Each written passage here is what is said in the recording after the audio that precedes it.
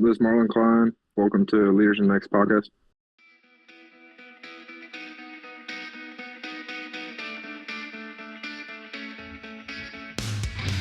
Well, welcome everybody to the latest edition of Leaders in Next. Michigan football is known for many things, and producing great tight ends is one of those things. I mean, the list is long. I mean, obviously, most recently we've had Colston Loveland. Then there's names like Jake Butt, Luke Schoonmaker, Benny Joprue, Jeremy Tooman, Max Bredesen, Khalid Hill, Zach Gentry. I'm sure I've skipped many, but those are relatively recent guys. Today's guest, Marlin Klein, is being counted on to step up with the departure of Colston Loveland to the NFL. And we're excited to hear about his unique journey from Germany to Ann Arbor by way of, and I'm probably going to mispronounce this, but Rabham Gap, Georgia. And we're going to dive into that because that is not exactly a world famous place, but we're going to talk a little bit more about that later. But Marlin, welcome to the podcast. Great to have you. Thank you guys for having me. You know, we want to start off with, this is like almost a deep question, but what is the number one thing you want Michigan fans to know about you? I think number one is really a guy that's willing to do whatever it takes to get a win on Saturdays. Yeah. Perfect. And you know, I think we'll talk a little bit later about the culture at Michigan, but it seems like that is something that a lot of guys will say, and which is awesome. But just like a game, we're gonna have a little pregame warm up here where we throw out some fun questions where people get to know a little bit more about you. Okay. What is your favorite place to eat in Ann Arbor? In Ann Arbor, I might have to go with Monty, the Italian place on that corner. Yeah. Heard a lot of great things about it. Just went there for the first time 2 weeks ago, and it was good. Did you hear about it from? That's a new favorite place. Did Davis Warren tee you up on it? It was him. That was his number one spot. Yeah, a bunch of other guys too. The Dixbury Project. Was good too. It's a little bit out of town, but yeah, that is that. Now I've heard you did another thing. You can't find any good German food in Ann Arbor. Yeah. Can't unless mom's over here, cooking for me. Okay. How far and wide have you looked? Like, have you started looking outside town? Like, how far has your search for good German food gone? To be honest, so when I was still in high school, I visited the school down south, and so we were in Columbus, and they were all raving about the good German food down there. So I tried it out. It's horrible, just like everything else in that city. So, yeah, it was bad. So I've never tried again, to be honest. Just waiting for, the once-a-year appearance by mom. Shout out a German dish. Maybe people aren't as familiar with like what a go-to home-cooked German meal might be. What's the number one thing your mom puts on that you like? Number one thing, probably the most classic one is schnitzel. You guys might have heard of it. I think the closest, I guess, thing to it will be like chicken cutlets, a lot of meat and potatoes. Yeah. Dan's grandmother is German, from Germany. Really? Grew up in Germany, escaped during the war and all that good stuff. Made, I'm going to mess up the second one, but lentils and spätzle? Oh, yeah. How did I do on that? Pretty good, actually. All right, good. Most Americans, when they try to pronounce something, it's like, I don't know if that's right. But that was pretty good. Yes. So, assuming you have roommates. I do. What, and you don't have to name them, but what do they do that just gets on your nerves? Ooh. I mean, I don't know. I think we're pretty good. We've been living together for quite a while now, and I think we've established the chores on, who's doing what, taking the trash out, and so I'm curious. Like, what are your chores? What do you have to do? Yes, it's really just keep the main living area. I don't care what your room looks like, but I'm a clean guy, so it's like wherever I could be, that's kind of the living area or the kitchen, whatever. Like clean up after yourself. So the boys are pretty good about doing the dishes, taking the trash out, when the trash people come on Thursday mornings. So Nice. Yeah, it's pretty good. Can't complain. Yeah, You know, like Germans are known for their organization and their order. Yeah, I hope they knew what they were signing up for when they got a German I don't know if jersey. they did, but they learned fairly quickly. So That's awesome. Before games, do you have any go-to like pregame rituals or even superstitions that you do before kickoff? yeah, say I'm a pretty vicious person myself. Now I can't like nothing specifically on like the morning of game day or whatever. That's kind of I don't like talking to people, so I don't talk to mom, dad, girlfriend, friends. Like I don't do any of that. It's just I like if it's just when it's just me and my own thoughts, my mind, and my music, showing up at the stadium and listening to some music, and then it's game time. So don't like really talking much before. Yeah, you know gotta stay locked in. Yeah. yeah, one thing, just some advice, lifelong advice. Just make sure the girlfriend understands why you're not talking to her, because that could be a little confusing. She, yeah. So Yeah, she does. She does. okay, all right. Just as long as you establish that. You don't get any text back like, no, I'm fine. Everything's fine. Yeah. Don't worry about it. It's okay. Yeah. It's all good. It's football season. That's right. So if you, what's your hidden talent when you get on America's Got Talent? What are you breaking out for the TV audience? I don't know what I would. I mean, I could try to sing. It would be really awful. Okay. But since I would probably trying to win the thing, since I'm a competitive person, I would probably pull out some soccer skills. Yeah, well, and we know you started. Well, that would make sense since you brought that out. When you started, that's how you started your athletic career. But okay, but just speaking of singing, I know a lot of guys love to sing. And who are the guys on the team that sing but really shouldn't sing? Like they start singing and it's like, oh man, like no, don't do that. I would say pretty much everybody.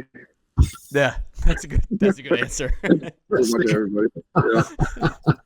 except when you're singing the victors, and then everyone's. I mean, everybody can sing that. Song. Doesn't matter how it sounds. Yeah, when that thing comes on, it's for a good reason. So.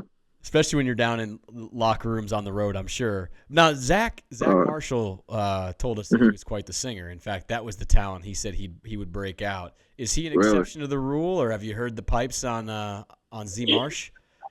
I haven't heard too much. I probably wouldn't put him in the bucket of let him sing and it's good. So we'll keep him with the rest of us. So. Yeah. So, being German, how many times did you go to Oktoberfest? So, well, since I moved, I was old enough to go to the real Oktoberfest. I haven't been a single time. Yeah. So hopefully I can make it back home. After my playing days are over and get after it. Well, you probably know this. I've been to it, and I think they brew special beers for Oktoberfest, which are a little higher in alcohol content. Probably. And then when they bring it out, it looks like a pony keg with a handle. It's that big.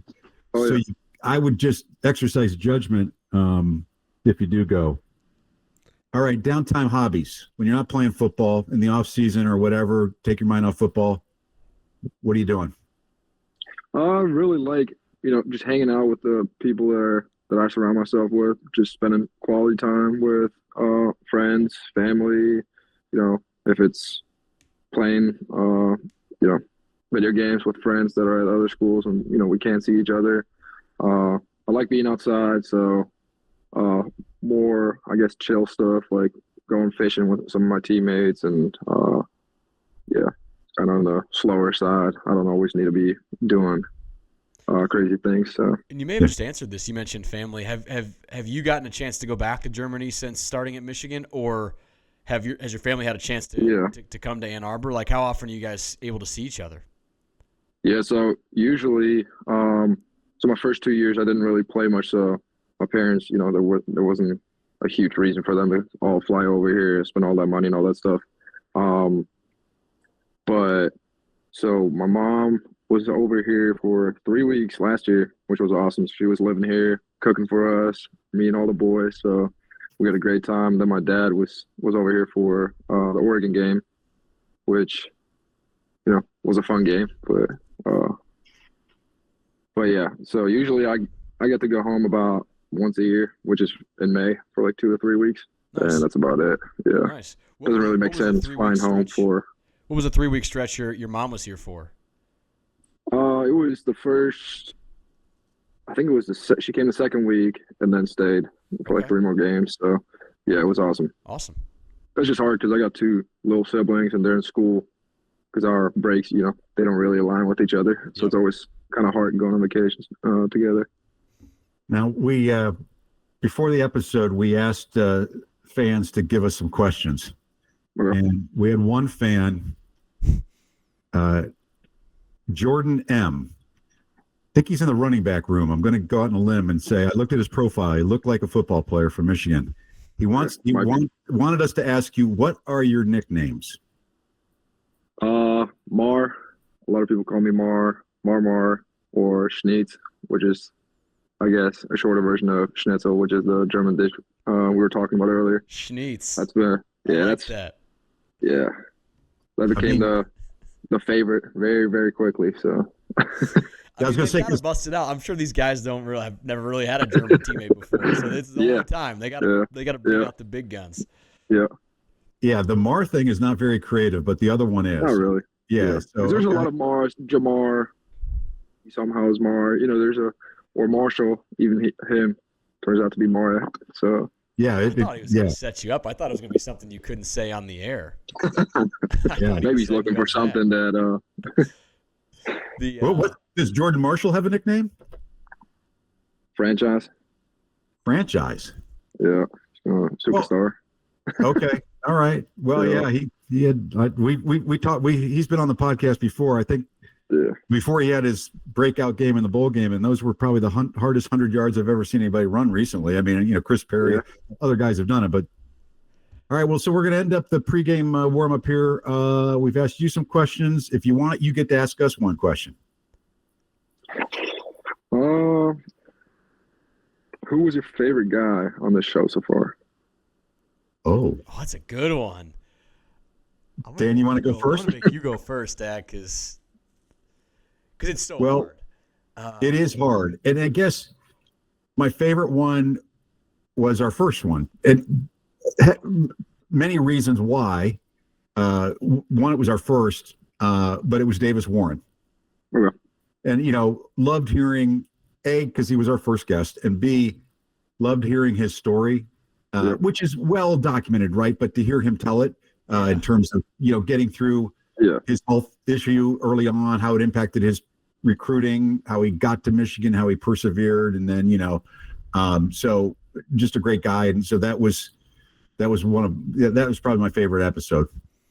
Dan, mine too. I think it was our first one too, so it stands out in our memory a bit more. Maybe a sleeper one that I thought was really fun was Dominic Savada. Okay. He was really fun, and I think what stood out was we were asking about, I guess it was maybe about like his readiness or like how he gets ready for games. He was like, I just play Madden or I just play NCAA. It's like, and then he goes out and just drills these 60 yards. Yeah. So the other guy. Well, keep playing Madden. Keep playing Madden. So that's right. He's doing his job. Just do whatever you've been doing. So keep it going. Yeah, I actually saw his. I don't know how reputable it was, but someone had him like in the top 5 early Heisman consideration, and I thought that would be phenomenal for a specialist to win the Heisman. So he's been money, so don't want to jinx that. Before we move into the real stuff, Marlin, one more thing. Speaking of nicknames, I don't know if you've seen this making the rounds on Twitter. If the team's already caught on, but with Jordan Marshall and Justice Haynes, Marshall and Justice, people have started to call him Law and Order. I have seen that. Yeah. Okay. What do you think? Yeah. I mean, if both those guys, do their thing, I don't care what people call them, to be honest. If they like it, they like it, So. Yeah.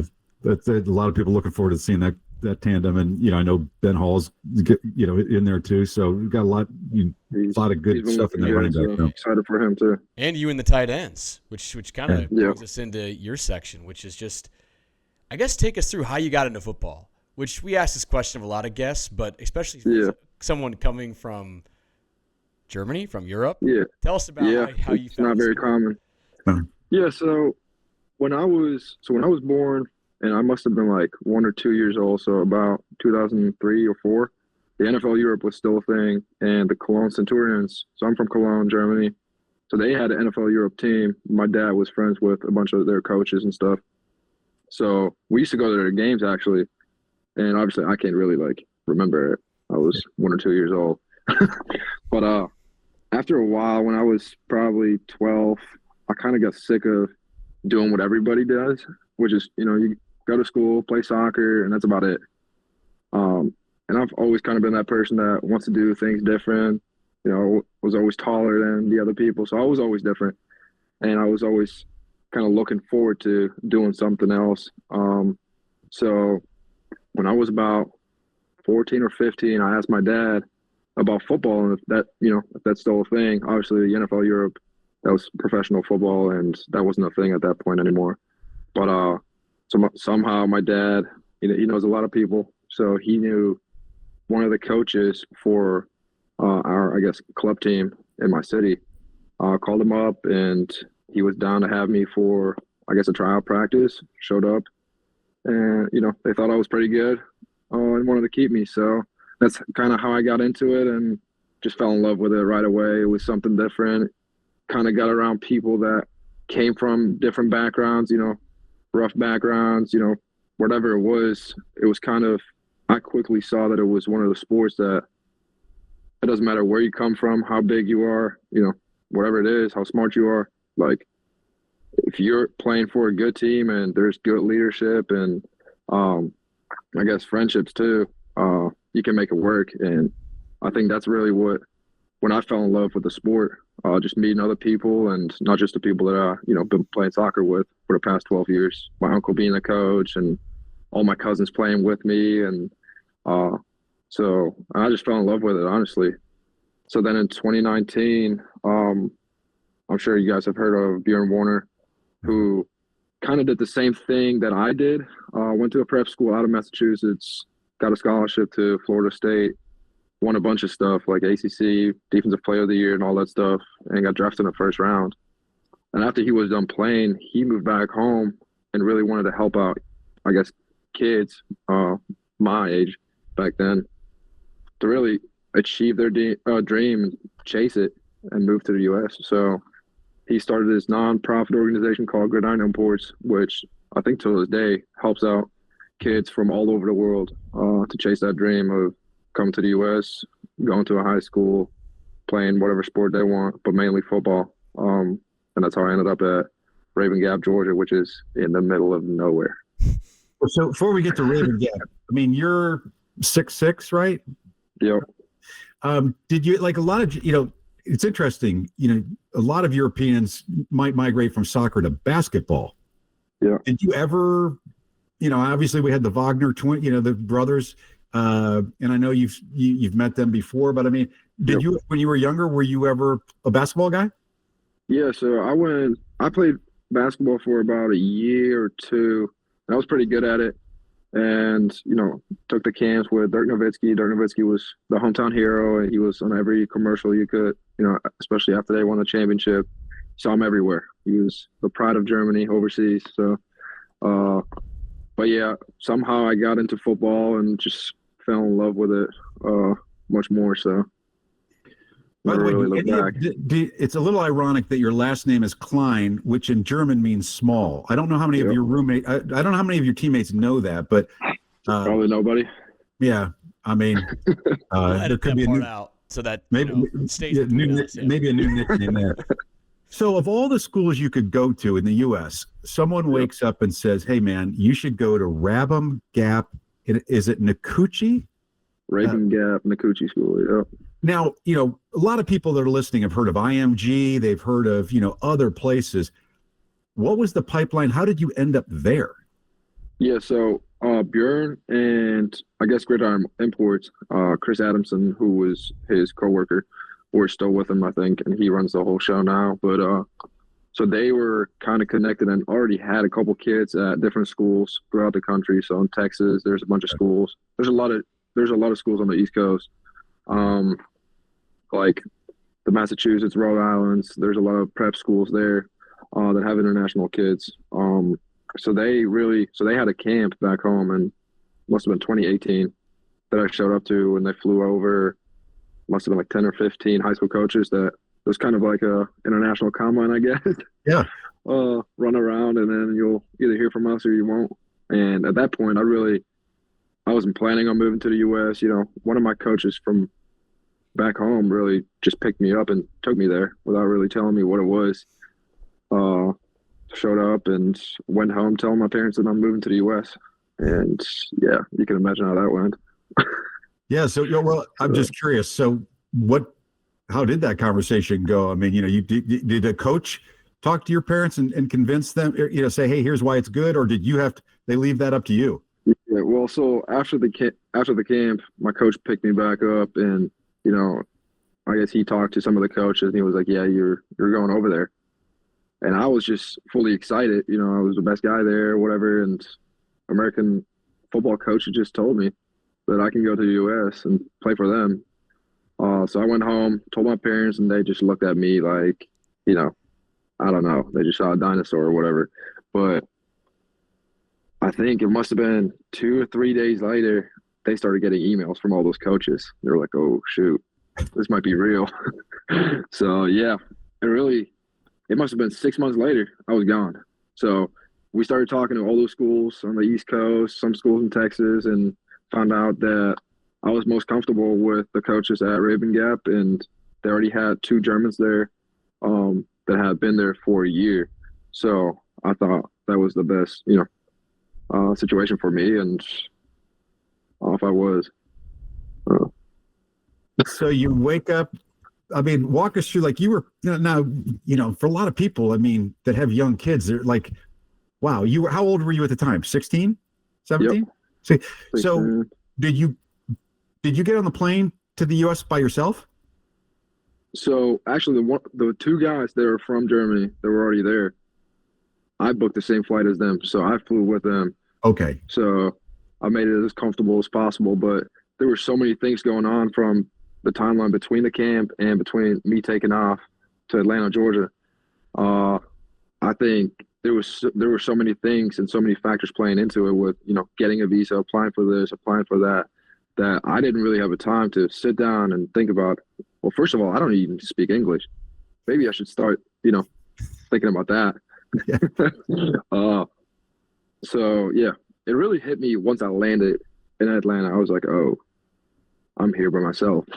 I'm about to live in a bunk bed. You were traveling with the 2 German guys, though, right? That they probably spoke at this time. They probably spoke some English, right? Yeah. So they kind of helped me out the first couple of weeks, couple of months there. But you had never been to this school, right? Oh no, nope. Did you have any idea that it was in the middle of nowhere? Like, it was 2 hours away from the airport in Atlanta. So you're driving through the hills of Georgia. Yeah. So I didn't know that. So when we looked at the map back home, me and my dad, we looked at the map, and not realizing how big the U.S. was, I looked at Georgia and I saw Atlanta, Raven Gap. Well, compared to Germany, that's about to 35 scale. minutes. Yeah, you're like 15-minute drive. Got on the shuttle bus, and that thing didn't stop for 2.5 hours. I got to go back to the learning English thing. So when did you actually start learning English? I think so. I didn't really speak English till literally in 2019 till I moved here. That's crazy. Yeah. So Google Translator. I still owe him a couple of beers when he comes back home to Oktoberfest. But yeah, Google Translator and we used to be best friends, and it was a rough couple weeks and months. So, but Marlin, what's kind of crazy, if I can even say this, like, you don't really have an accent. And you listen to a guy like Dirk Nowitzki talk, and he's been in the U.S. for 48 years, and he still has one. So, is that something? I think the main thing, so many people tell me that And some people even say you got a Southern accent That's what I was here going and to say. there. Yeah, yeah. Yeah. And I truly think it's because I didn't speak English till I moved to Georgia. And that's where I learned how to speak. And yeah. That's awesome. So Yeah, maybe that could be the trick for people trying to lose a foreign accent. Go to the South, go and to it the counteracts, Yeah. quicker than Exactly. Well, so the shuttle bus finally does stop. And it yeah. opens up And the then doors. it didn't stop for a while, But but it yeah, did finally it stop. stops eventually. Yeah. Walk us through Took a what is while. your first impression when you step out in Raven Gap, Georgia, and you're now in the U.S. and you're kind of a resident now. First impressions. Yeah. So first of all, where I'm from, I guess I grew up in the suburbs of a pretty like one of the biggest cities back home. So I'm kind of a city kid. Yeah, you can imagine where that bus, drove along. Pretty much just mountains and Oh lakes, yeah, and that baby. was about it. Home's got wheels Yeah. on them out there. I know. Oh yeah, it was kind of scary, to be honest. So yeah, we finally got there and unloaded this stuff, and here I am sitting in a room with two bunk beds and roommates, all by myself. And I think having those two buddies from back home that spoke the same language as me made it so much easier. And I think the people in the U.S. in general, I think Americans are really welcoming, and just nice people overall. That it just made the transition so much easier.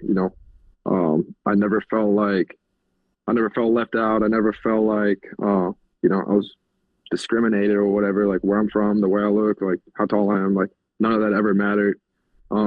That's a huge shout out to the people that ran Raven Gap back then and got me over there, and the people that I was surrounded by, such as my teammates and friends. I think that was probably the biggest part for me, just getting adjusted as quickly as possible. Awesome. How did you get? So Raven Gap is, it's not a huge school, and probably not a football factory per se. How did you get noticed? Did you go to a lot of 7-on-7s, or how eventually how did you hit the radar screen? Especially, you were being recruited during COVID, too, right? Yeah. So like how walk us through your recruitment journey, how you got from there eventually to Michigan, I guess.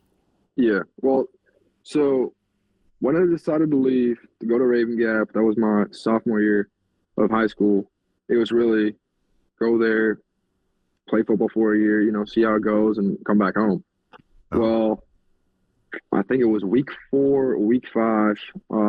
I've been making plays, and I don't know. They named me Player of the Week, Player of the Month, and all that stuff. And Arizona State called my sophomore year after 5 weeks and offered me a scholarship, full ride scholarship.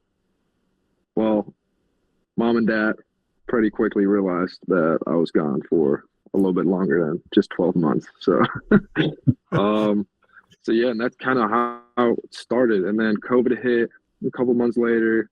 I got offered by the same guy that went to New Mexico. And then when I was back home for COVID, Coach Moore reached out and he offered me, and it just started rolling from there. Oh, so you were back in Germany during COVID? Yeah. I left the country just because my parents, we didn't know what was going to happen. Yeah. And the schools closed, so I took that first flight home, and I was stuck home because the borders were closed. Didn't get back till I think 2 or 3 weeks before my season started, my junior season. And yeah, COVID was rough. So I read this. I think I read this somewhere. Is this true? Michigan offered, and they had never seen you in person, right? They just seen video. Yep. What did they say about that? Yeah, I mean, they had your 2019 game film, and then you were home during COVID in Germany. Coach Moore offers. What did they say? Did they say it was like what was their what were they telling you that made them so interested? Yeah, I think from the first call on out till about, they still say it. I just reminded them of Luke Schoolmaker, who's I think one of the best tight ends that has ever played here. So yeah, that was probably the main reason. Saw a bunch of videos of me, dunking a basketball, playing football, whatever it was. I think they just saw the raw, tall, athletic talent in me and Coach Moore just took a shot, and I guess it worked out. That's awesome. Were you playing receiver technically? Were you lining up like in line as a tight end in high school, or were you playing receiver but kind of knew you would convert to a tight end in college? I played, especially my sophomore year was line up outside, and I'll see in the end zone, throw it up. So that was kind of backyard football. Yeah. So I didn't block a soul till really I got here as a freshman. Did they tell you in their recruiting pitch that our tight ends actually blocked? They did. Yeah. They also showed a bunch of clips of, them catching balls, but I knew what I was getting into. I mean, I was a bigger kid, and I was down for that right away. And some schools offered me as defensive ends, but I saw a better career in me as a tight end. Well, tell us about how you reciprocated. So Coach Moore called, obviously you ended up choosing Michigan. What was it about Michigan and that ultimately made you commit? Yeah, so once Coach Moore offered, obviously the whole Big Ten starts rolling in about 5 hours later. So it was really pretty much the whole Big Ten, and obviously playing down there in the SEC country. Georgia started offering, and Tennessee and all those schools. And it was really, for me, since it was during COVID, so I just got back. Must have been September. Took a visit down to Athens, visited Georgia and some of the SEC schools, and then flew up to Michigan. And I just fell in love with the place. Like, as soon as I landed in Detroit, I was like, okay, this is home. It's not 115 degrees out here. It's sweet. The buildings, the brick buildings remind me of home. The weather, the people. There's decent food. Not the best, but decent food. And just the people here. From the first time I stepped foot on campus, I just felt the difference between the people compared to some of the schools down south. I think it's really transactional down, SEC country, ACC. There's a lot of schools, a lot of money. So just coming up here and really feeling the family vibe, especially for me, that was one of the most important things, since I don't have my family, so it didn't really matter being close to home, wherever it was. I really just needed to find the best fit for me personally, and really just talking to Coach Moore, talking to Coach Jay, Coach Harbaugh, and all those people that were here at the time, really just made it a perfect fit for me. And I think I committed about a month later, and I was done. I didn't entertain any of the other schools or any of that. So I was set before my junior season, I think. So that's incredible. COVID did some crazy things to the guys in your kind of class. Did you tour? You toured your initial tour of the campus was by yourself, right? Oh yeah, it was by myself. So I flew up here by myself and walked around campus because it was during COVID. I don't even think the players were here. I think they were all home and doing home workouts and online school and all that stuff. So it was really just me walking around, kind of peeking behind fences, seeing the practice facility, Schembeckle Hall, and all that stuff. So I didn't meet anybody till I came up here for the Ohio State game in 21. Well, that was an experience. Yeah. That's probably one of my favorite Michigan experiences. Well, I've got several. One is graduating from Michigan. Yeah. Back in the horse and buggy days. And then the other favorite one is when Dan got accepted to Michigan. And then followed 2021, Dan and I were on the field after that game. Yeah, which is easy, which is not an easy thing to actually get on the field and get off it as well. But man, that was just probably crazy. Worse. Off it was tough. It was tough. Yeah, that was tough because they wouldn't let us out. They wouldn't let you out. Obviously, you can't go out the tunnel, and they had closed off the stairs, so you had to literally hoist yourself back up. And I think a lot of people underestimate how deep the field is below the railing. It's like it's probably a good 7 or 8 feet. Oh, it is. So trust me, it was not easy for this old man to get back out there, but I made it happen.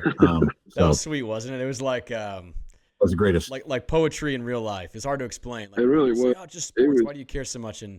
moments like that where I don't know, it was the cathartic nature. It was the snow falling from the sky. It was just It was everything. When it started snowing, I was like, all right, it's over. Yeah, no, we felt that way too. Yeah, we got a chance to be on the field before the game, and there was a difference. And that sounds. My guess is it's influenced somewhat in hindsight. Yeah, but I did feel like we were about it, and maybe they weren't as much.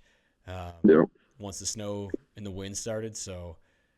We were at the time we were probably standing near you somewhere pre-game. There was 1,000 people, if you remember. The sidelines were just packed with VIP recruits, and man, the vibe was awesome. And when the snow started, it was So that might be your number one. But we're going to ask you, what's your favorite recruiting story? Everyone seems to have one.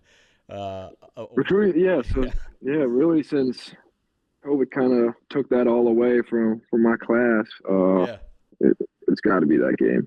That's when, I was already committed, and it's funny looking back. Like, it was, me, Colson Loveland, like a bunch of guys that were at that game, really still students, kids in high school. Kind of looking back to that, time just flies by, and but yeah, it feels like it was yesterday, and that's when I think all of us knew, like, this is home, and the place changed forever on that day. So it really did. Yeah, I remember watching Joel Honingford walk. We passed him in the tunnel. He was locked in, man. No sleeves on, chain, just like the look on his face. I was like, oh, we are bringing the heat today. You could just tell. You could just tell people were like they had been thinking about that moment for a year. And I'm sure you felt that way. We'll get to this, but I mean, you have a similar experience going down to the shoe. So we'll get to that in a second. Yeah. Before we get to you mentioned the changes. During your time, you're now in your 4th year at Michigan, right? Going into my senior year. And you have 2 years of eligibility left, though, right? Yeah. Yep. So, so during your time, you've seen a lot of changes on the coaching staff. I mean, obviously with Jim gone, and half the coaching staff left with him, or more than half. I mean, how did those changes impact you? I mean, you committed to a group of guys, and now a lot of those guys are gone. What was that like for you? Yeah, I think for me, and that's a huge shout out to Coach Harbaugh, I think the staff and the people that he brought in and what he has built at Michigan in the past years when he was here, leading up to 2021, and really 2021 being that change year that changed this program for the better and really forever. I think it's really the people that he brought in and the thought that he put behind it. And I think we're all kind of the same. We all like-minded people. We all have one goal, or really 2 goals, beating our rivals, especially the team down south, and winning a national championship. So I think he was really good about reading people, I guess, in their interviewing process, and, already knowing people from before, and really before hiring him. And I think once 2021 came around, that coaching staff and those players, they really just all felt like, they're the same people. They have the same goals, so why not just go and do it? And for me, really, why I stayed here, like, could have transferred after my freshman year, didn't really play and all that stuff. Like, for me, it was really just trusting the process, and that's something that my parents have been really preaching to me ever since I moved over here. And really, you're not from there. You're always going to have to do a little bit more, and it might take you longer just because you haven't been, playing the game for as long as your teammates have. But really, just for me, like, Coach Moore was the one that offered me and gave me the chance to really change my life for the better, and really, give me the opportunity to come to Michigan and get the education, playing, really for the best university in the country or in the world. And he's still here. So for me, there was never, well, the people that recruited me left, like, now I got to leave too. Mm-hmm. Now I don't have a chance. But, most of the people are still here. And the changes that we have made are for the better, or were for the better for those people that, left. Like Coach Harbaugh, he pretty much got everything that he ever wanted here, at the collegiate level. Yep. And now he's chasing another dream of his, which is winning a Super Bowl. So never ever blamed the guy for, for him leaving. So Yeah, certainly set it up for success, but it's not easy to wait your turn, Yeah. and I know that too. And so now that you're Yeah. just full candor, like as you waited through the first few years, did transferring ever even cross your mind? Yeah, I mean, I think it's always just known, especially with the transfer portal, that and NIL and all that stuff just getting completely out of control. It was always a thing, and it kind of is always in the back of your mind. But for me, it was always the easy way out, and Yeah. that's not really, how I grew up. That's not how my parents raised me. Why move all the way to the U.S. and then get the chance to go to Michigan and then take the easy way out just because you might not be starting your freshman year. Okay, well then I thought, there's a chance to start my sophomore year, but they bring in AJ Barner, who, at that time I thought, I was better or I'm supposed to play. But to be honest, looking back, and I realized that really quickly that that was probably one of the best things that has ever happened to my career. Learning from the guys that were here my freshman year, like Luke Schoonmaker in the NFL, Joe Honeyford played in the NFL, Eric All was here, he's in the NFL. So learning from all those guys that, kind of what it takes to be a tight end at Michigan, which is tight end U in my opinion, to really then learning from AJ Barner, who already started at another school, like he knows what it's about, and kind of seeing his process throughout the entire year of my sophomore year, just got me ready for this past year. And obviously learning from Colston and coming in with him at the same time. And I think that was tough for me at times, my first 2 years, just seeing him, well, he's my age. Right. He's doing this, he's doing that, and now he's gone. But I'm still here. I haven't really, done that much. That can get tough, but you also I guess kind of got to look at it from another, perspective. And, you just started playing this game a couple of years ago, to be honest, Exactly. Exactly. You just started speaking the language a couple of years ago. Yeah. Exactly. And really all the guys that why I didn't play was because there were guys that were better than me. And all those guys are playing the NFL now. So I can't really complain about that. And, at times, it was tough here and there, but just got to snap out of it and, kind of tell yourself, there's. Well, mentioned earlier, you said some people think of, along the lines of you and like Luke Schoonmaker. And, he waited his turn. Like he did, it wasn't like he was a star as a freshman. And it worked. He waited his turn and a fifth-year guy. And became a second-round draft pick for Dallas. So, I know these days it seems very easy to leave, and it's easier said than done. I know, but it looks like sometimes waiting the turn has some benefits. Yeah. I'm just curious.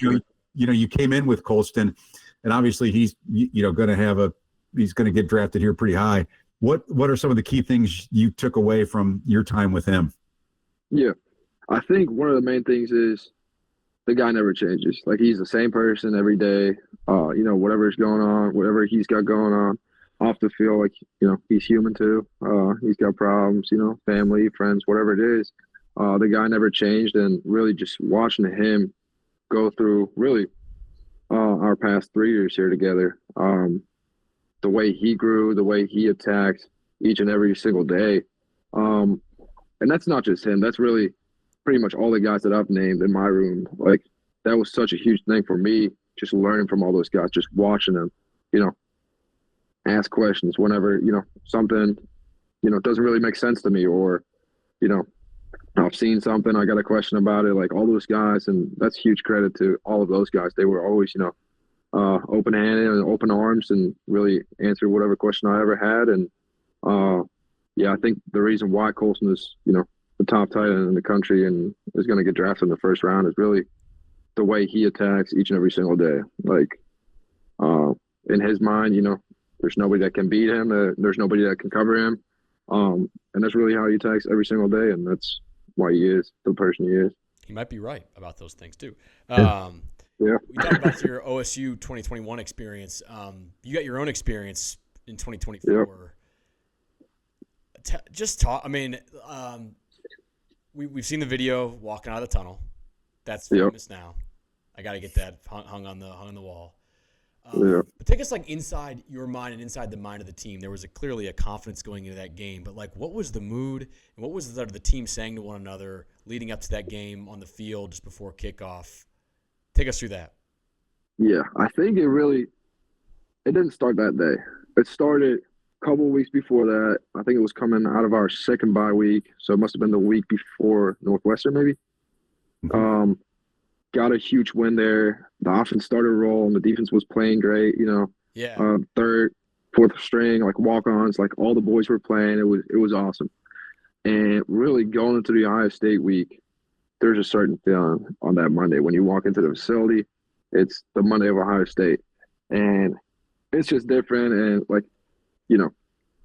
that's just how it is. And everybody that tells you, there's not a difference is lying, because there is.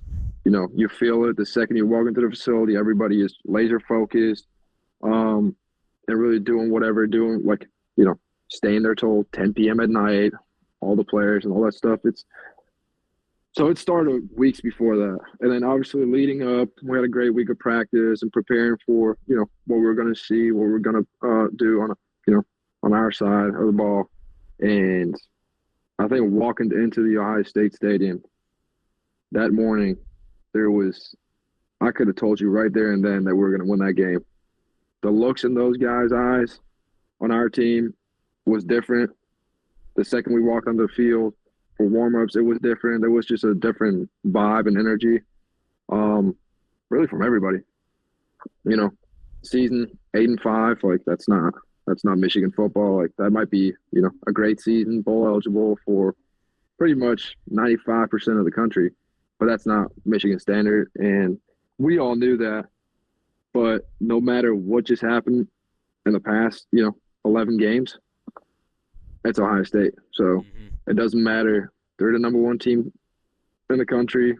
We could, we weren't ranked, or they're not ranked, and we could be the number one team in the country. Like, none of that stuff matters. It all goes out of the window the second you step on the field against their team. So it was really who wants it more, and who's going to, play better football on that day.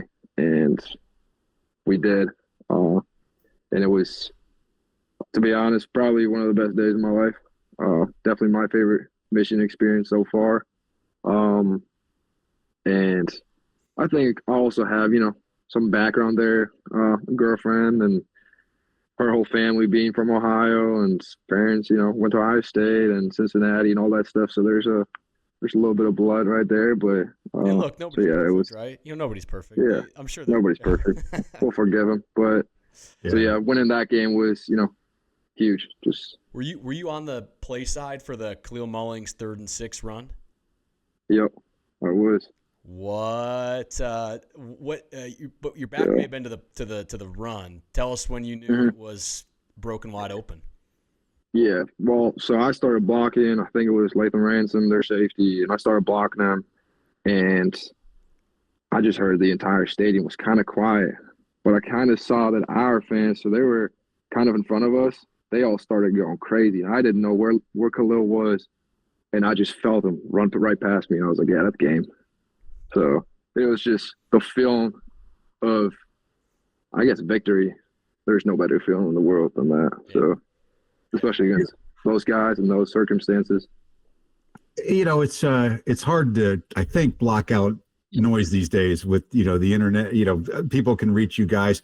I mean, going into Ohio State, I think we were like a 22-point underdog or some 23. Yeah. It was a big number. Got 23. Yeah. Did you guys, did you even notice that? And if you did, does that like just aggravate you and just say, screw this? Or, I'm just curious, people I hear athletes all the time play the disrespect card, right? Did you guys notice it and feel disrespected? I think going back to what I was saying earlier, I think, if you have to wake up, if I have to wake you up on a Monday morning of Ohio State week and, give you all the CBS and ESPN, all those articles to get hyped for that game, just don't show up at the game because, you don't know what this game is about. So none of that stuff really matters. And I think every single person in our building knows that because they were the number one team in the country, we weren't ranked. We're supposed to get, beaten by 4 touchdowns and all that stuff, and none of that happened. So it's really going back to what I was saying earlier. Like, none of that stuff that happens before the game matters. Like, everything matters is once you're on that field and play football for 4 quarters. So now let's talk about after the game. Did you get maced? I didn't. You didn't. Okay. I got lucky. Yeah. It was, what I find interesting is people blame us for this. I mean, we lost 2 games in Ann Arbor where the other teams, Oregon and Texas, and we took our loss. Yeah. And and now all of a sudden, we're bad guys because but that looked like chaos. Were you on the peripheral, or were you just having to be caught up in the middle? You might be able to find me on a video or 2, but I think it just shows you like what this game means to every single person that is a part of it, and it goes far beyond that day. It goes back generations. It's those two schools battling it out for years, and really, once the game was over, it's an emotional day for both sides, to be honest. Win or lose. So yeah, I guess that had to be done and be taken care of. Walking out of that stadium and with a victory like that was just unbelievable. Yeah, it was wild. I mean, speaking of being 3 touchdown underdogs, you then go on for 2 straight playing weeks. You 3 touchdown underdogs against Alabama. Similar vibe. Yep. I saw the walkout on that too. You guys also did Chief Keef through the tunnel there. Yep. I should know now. Like, I saw that again after the game. Like, had I seen this before, I would have mortgaged the house and put my money on 16.5 points. But similar vibe going into Bama. Yes, I think it really, going back to that bye week, it just started going uphill. Got better from week to week, and really just felt like Michigan football again. Not just, nobody was really down in the dumps and we lost to Texas, we lost to Oregon, all that stuff. Like, forget it. Like, that's over. We can't change that. But what we can do is every opportunity that we get from here on out, just make the most of it and win those games. So, and I think going into Alabama, one of the things that Coach Moore, Coach Kasula, our tight ends coach, and really the whole coaching staff emphasized on is, like, it's the ReliaQuest Bowl. Yeah, it's not where we want to be, but we're here. So we might as well win it, Like, don't take it as, well, we're at the ReliaQuest Bowl. We should be playing we should be playing in the playoffs. Like, we can't change that. We're here. So we're going to win this thing. It doesn't matter who we play. So getting Alabama, and, I can't speak for them. I don't know how they took it, how their mindset was, but that was our mindset going into that game. And, we're playing Alabama in a bowl game again, just like we did 12 months ago. So yeah, I'm really, the setting didn't really matter. I was there in person. That was just a wild game. I find it interesting. A lot of fans say, "Oh, it's not in the playoffs, so this bowl game, quote unquote, doesn't matter."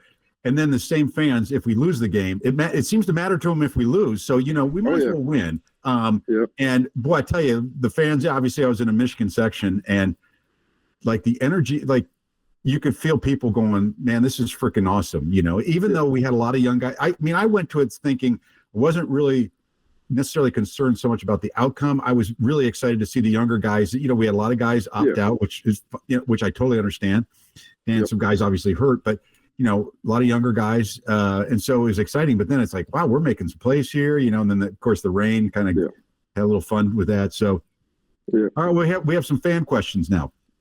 These are one not fan Jordan wants. Marshall. These are actual fans. These are not that Jordan. Like, Jordan's a fan, but he's also an insider. What is your off-season improvement plan? Really, I think this off-season, I've kind of really focused on just becoming the best version of myself each and every single day. And there's not anybody that I'm particular, chasing. It used to be, I'm chasing the Luke Schoonmakers, the Colson Lovelands, the AJ Barners, whoever, like, trying to be like them. But right now, I'm really just chasing to be the best version of myself in each and every single area. If it's, in the training room, taking care of my body, if it's at school, if it's at practice, if, blocking, route running, really just studying myself and just being the best version of myself for my team for this upcoming season. There's a lot of next question is there's a lot of tight ends in the room now. Owens, Prescorn, Marshall, Hanson, etc., Deacon Tonelli. Other than you, and we'll say other than you and Max, who's standing out to you the most from the younger guys? Yeah, I think we have a really deep room, a lot of talent, and like you just said, the Hogan Hansons, like some of the fans kind of got to see last year, and he's going to be a great player here. Brady Prescorn, all those guys, but I think one of the guys that really stands out to me, especially this spring, the past couple practices, is Jalen Hoffman. Yeah. Him coming in, kind of the same story as Max, coming in as a walk-on, doesn't really have the size to play really inline tight ends. And really, all he's ever done since he's been here is watch Max and watch Brad, watch him work, ask him questions, learn from him, kind of what I was doing with, guys that I was looking up to, like Scooney, Eall, and all those guys. And it's just been paying off for him. I mean, he looks better than he ever has before, and he's gained a lot of weight, and really just that walk-on mentality that he had coming in, and really just having the best example possible in Brady. So that's awesome. Has Max shared with him a secret to how to pancake Jack Sawyer and guys like that? Has he? Yeah, I got the recipe, but I can't share it. Yeah. Okay, yeah. Right, good. Yeah, we keep that quiet. Bredesen is, that's his story is incredible too, and he was on the podcast before. Just again, last fan question we have in this section: what impact do you think Chip Lindsey is going to have on tight end usage?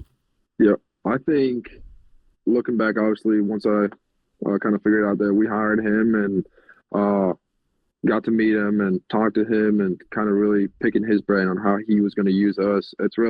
I'm just excited watching the guys that he had at North Carolina and Bryson Nesbitt, and I forgot the other kid's name, but just the numbers that they put up, and the way the offense looked and the way our offense has been looking for the past 2 weeks now. I think there's I'm just excited for this upcoming season to really show the fans and whoever might be watching what I can do to help this team win. And I totally trust Coach Lindsey and Coach Moore and, in that hire, and just ready to win football games. That's awesome. We got another fan question, but it's sort of on the lines of, well, it's where do you see yourself in 4 years, but this is not a job interview. So we're going to pivot that a bit.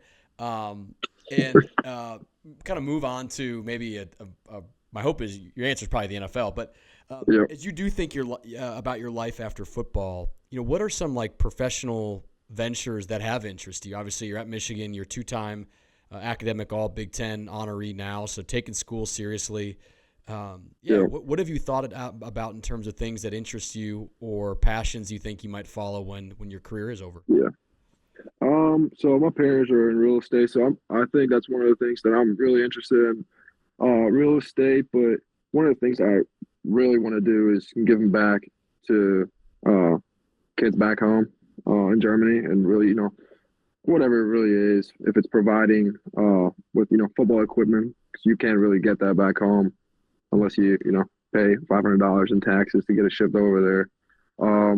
So really help out with that, and maybe even have a kind of sports factory back home to really push youth sports, since that's not as big of a thing as it is over here in the States. So, but yeah, really just giving back to kind of where I came from, and yeah. You've been in college at an interesting time because of NIL, and it's gone from 0 to 60 like in 3 seconds. It feels like. How important? Well, NIL probably wasn't a part of your recruiting at all. Not at all. How important is it to you now as a player, now that it's gotten to the point where it is? I think, well, first of all, so with all the international rules, right? I'm on a student visa, so I can't make any NIL. So for me, it's really just watching my teammates and, watching them get whatever they deserve. I think it's been long overdue for college athletes to make money, since they're really the ones putting on the show. But I think there's got to be some type of regulation to it. But I'm also not the one controlling that. So as long as my boys can get, all the money they can get, I'm fine with it, because they deserve it. But I think why it is so out of control at some of the places across the country is really just because of the leadership. When I came in, it wasn't a thing. In my sophomore year, kind of started, and Coach Harbaugh really regulated it right away. It was, you guys make that, the starters make that, and it was never, all right, this one guy is making all this money and nobody else is making anything. And to be honest, everybody knows kind of what everybody's making, even the fans, I feel like. And to be honest with you, I've never heard a word about it in the locker room. Nobody talks about it. It's not, oh, well, look at you. Well, I'm making $600,000. You're only making 20. That's never been a thing. And I think that just shows, going back to what Michigan is, what kind of the special place Ann Arbor is, and really just the people that kind of led the program when those times came around with Coach Moore, Coach Harbaugh, and really the program that those guys have established here in Ann Arbor. It's impressive that it hasn't become an issue at Michigan, because I've been in business over 40 years, and I would tell you, most companies, compensation is one of the least well-kept secrets. Everybody seems to know what everyone else makes, and it can create issues like, hey, that guy, he doesn't perform, but he's making this much more money. He's making more money than me, and all that kind of stuff. And it's so I'm surprised, because as fans, well, first of all, I think fans, they hear things, and some of the stuff is, I think, inflated or just wrong. But we know that people are making a substantial amount of money, and I would think that could cause issues in the locker room. So it's great to hear it definitely could. It's not. I think it definitely could. I think you're totally right about that. I think one of the biggest things is really, I can't tell you what Max is making. I can't tell you what, and that's not because I'm not allowed to. It's simply because I don't know. I don't know the exact number that any of those guys are making. It's you guys, fans out there, they might be seeing whatever CBS reports or ESPN reports. Those guys don't talk about it. Nobody talks about it, and so it never really has been an issue. And that's really, I guess, the credit to those guys, like I said, that kind of led the program when those new times of the NIL era came around. Because in 2021, Michigan and probably into 22 and maybe in 23, Michigan fans were upset. They were upset at Ward. They were upset at Jim. I think they saw these headlines on guys making big money. They saw some 5-star recruits slip away, and I think that if the fans had their way, we would have gone to that approach. And we heard about transformational over transactional, and what it seemed like was, and I would credit maybe Jim's experience having been a player, having been an NFL coach, having coached NFL locker rooms where contracts are public and guys do know what everyone's making, probably helped ease the transition. And then clearly it was like a well thought through thing. They were more willing to pay for guys like AJ Barner, guys who would maybe more in the transfer portal, et cetera, but kept. And then we won a national championship 2 years later. But if you would have gone back 2 years before he hoisted that trophy, people were like, we will never win another championship ever because of our approach to NIL. And so it's been interesting to watch it mature. And I can't help but think that having been a professional coach where that locker room money is talked about probably helped at least a little bit. Yeah. Well, now you're going to have. We got to change these rules. We got to get international. Looks like we're going to have revenue sharing next year. Yeah. So that will change things.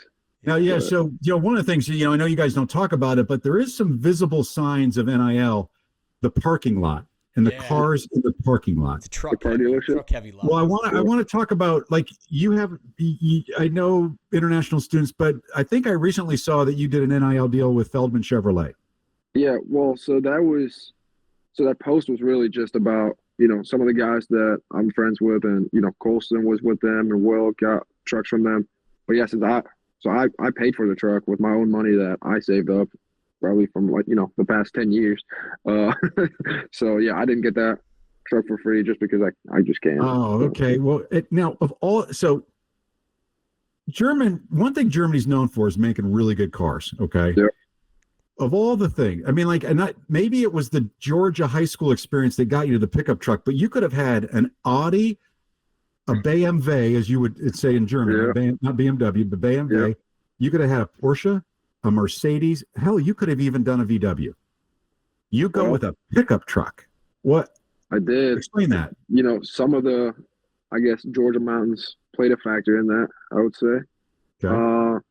But I also think we don't have trucks back home. So why not get something, you know, I haven't been driving for years or, you know, don't really have access to. So just I'm a bigger guy, just needed something bigger. I used to drive a Malibu, so yeah, also I have to move out of that one. Being 6'6" probably helps. Also, you know what they say? Yeah. It's an age old saying: you can take the boy out of Rabun Gap, but you can't take the Rabun Gap out of the boy. So that's right.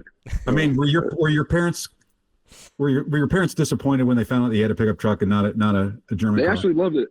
They loved it. They were excited, so they can't wait to come over here and drive that thing. Just because they can't back home, so.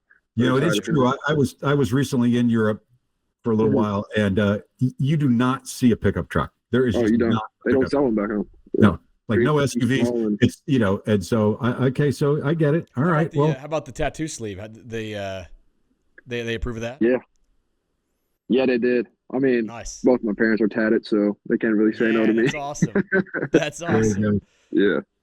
Well, hey, Marlin, this has been a lot of fun. Having you share your background with people. I mean, obviously, people see the production on the field, but I think for fans, and again, a lot of this stuff is if they read up on things, but hopefully, in this short time that we spent together, they get a Cliff Note version of kind of, your background, which is really interesting and cool. And I mean, I can't imagine being like 16 or 17, getting on a plane, going to some place I've never been to before. Looking back, I can't either. I mean, now you can. Yeah. So, and you're you did have, are you like helping mentor the other German on the roster, Manuel Becker? I am. Yeah. He's doing great and excited for him. I think he's doing really good and he'll play here soon enough. So, yeah, it's great another to have him you're another German freak athlete, kind of late to football, but freak athlete. So we're looking forward to seeing him develop. But again, hey, appreciate best of luck being the next great tight end from Michigan, and again, appreciate your time. Thanks everybody for listening. Hope you follow us on leadersinnext.com and on Instagram. Go Blue. Go Blue. Go Blue.